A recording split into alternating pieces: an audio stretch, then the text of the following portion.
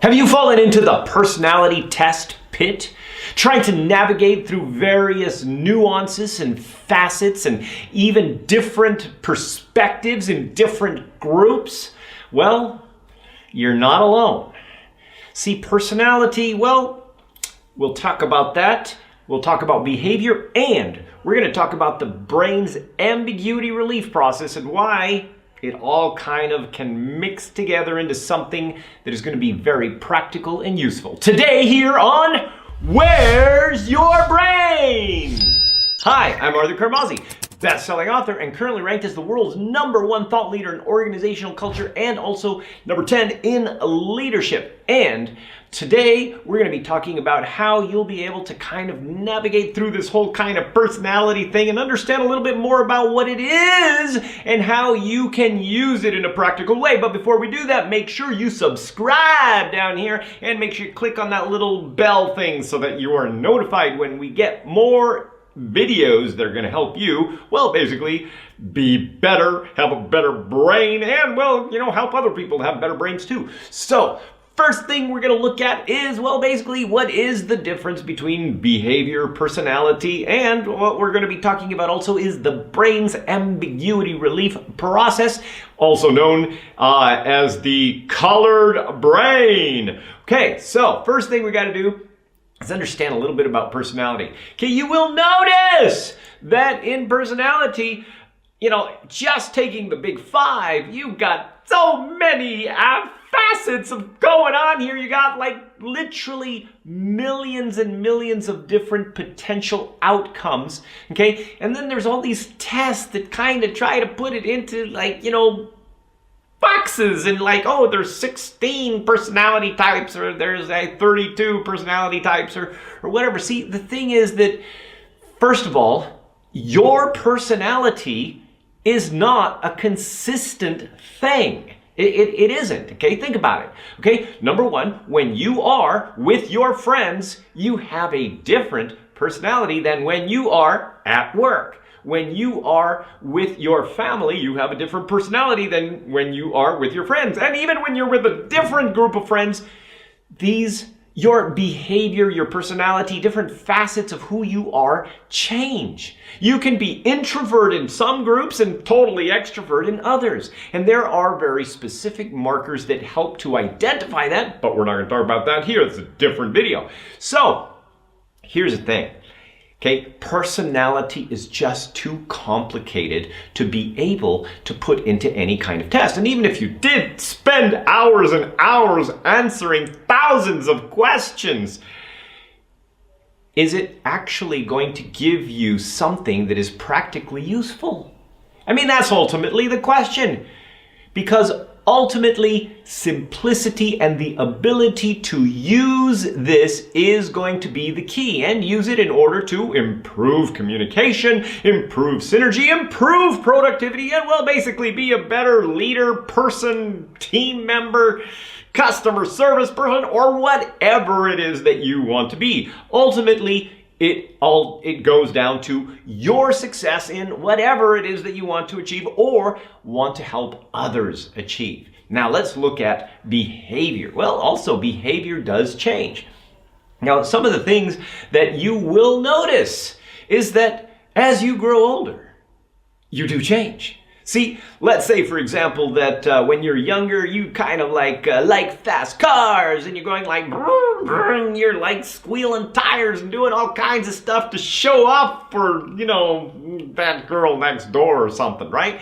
And then as you get older, then you like find the right girl and you get married and you have kids and suddenly, the whole kind of squealing tires and showing off is not as important anymore. Unless, of course, you're Vin Diesel. Well, that's a different story. But here's the thing.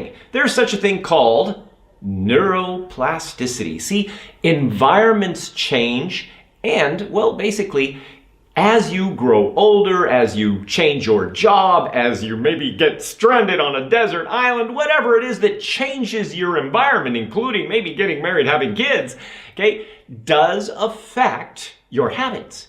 So there's a lot of people say, oh, you can't change habits, you can't change the person, people don't change. Oh my gosh, look at yourself. You have changed, you have evolved into whatever it is that you are now. But the thing is that behavior does change. And that also means that, let's say, for example, if you are a person who, just go and do stuff and you're not really doing, you don't really like analyzing stuff, for example, well, let's say you get into a job where your success depends on your ability to analyze. And this is where we're going to be talking about the colored brain and ambiguity relief and, well, basically what the foundation of your brain's genetic clarity getting process does and how that's going to help you to essentially achieve more success outside of this whole personality thing and irrelevant of the behavior. So, here's the thing, okay? You have in your brain a specific kind, well, actually, you've got a number of genes that regulate your neurotransmitters. Not important at the moment, but here is what happens. It's genetic. It's not actually in your brain. It's in your genes, and that basically determines how you process information, how you do things. So even if you are, let's say, not really inclined to be analytical, your behavior of being analytical has changed due to your environment. Thus, neuroplasticity has set in because you have made your neuroconnections a little bit stronger in the analysis part. But here's the thing. Somebody that has, let's say, for example, linear processing in the colored brain model is going to analyze things in a very specific, structured, connected way. While, if let's say you are chaotic processing in the colored brain model, you can still analyze things. The behavior doesn't change, but the process does, because a chaotic processor is going to say, oh, okay, well, I got this, and I got this, and I got this, and I got that, and what happens if this happens? And they're kind of making these little action pictures in their head. Now, if you don't know about the colored brain model, there's a lot of other videos on this channel that talk about colored brain and what it is and all the different things and how you can use it for learning and benefiting your teams and all kinds of stuff. So I'm not going to go into that. So look at those videos too. Make sure you check it out. Okay? But here's the thing. Empathy, for example. Empathy for some brain processors, like intuitive brain processing, is intuitive, right? I mean, it's kind of like there. It's just kind of like I can just feel what's going on. I can feel you, man. Okay? While in other brain processors, you can also be intuitive, be out of necessity, but it is a learned process. So the behavior is trying to be empathetic. The process of how to do it is different. Now, why is that important? Well, basically, because your how affects the way that you connect and interact with each other. Let's just take, for example, a behavior tool like DISC.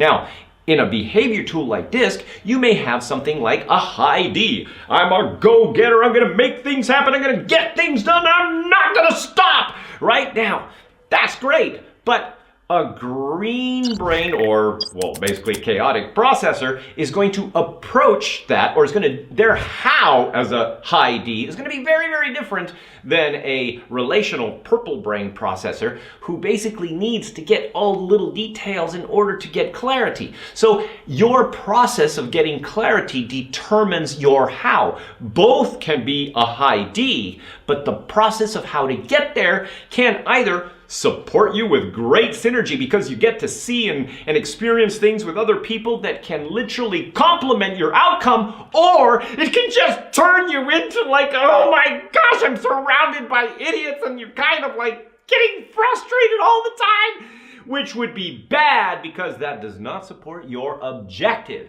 So, if you want to learn more about Colored Brain, go to coloredbrain.com. If you want to get certified in Colored Brain, either as a practitioner or as a trainer consultant, or if you'd even like to be a channel partner, go to coloredbrain.com. There's all kinds of stuff there.